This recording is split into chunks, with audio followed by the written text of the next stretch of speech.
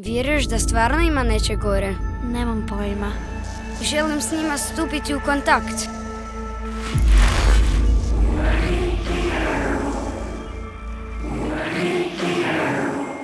Wow! Tata, moraš ovo čuti!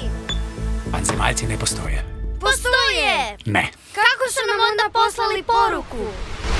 Distribucija Radar vas lansira u svemir. Otišao sam na put s Mili. Tražimo alijene. Možda će potrajati. Da, poludio je. Jeste dobili našu poruku? Kakvu poruku? Od vanzemaljaca.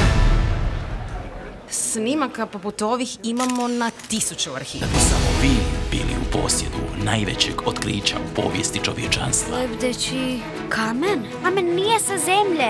Vraćajte mi to odmah, to je moje! Tražim svoju djecu, Mili i Dinu. Djeca nisu daleko. I zašto je sve tako nagorano? 3, 2, 1...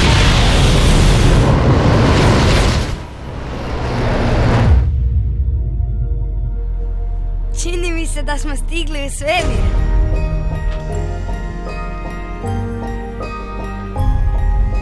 Vratit ćemo vas na zemlju čim prije moguće.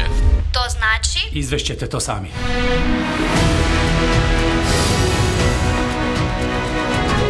Kamen! Kamen će pokazati put. Velika vanzemaljska pustolovina. Ostvarili smo kontakt! To! Koja će vas ostaviti bez zraka. Wow! Wow! Poruka iz svemira. Je to upravo proletjela WC školjka? 3, 2, 1. Poljećemo!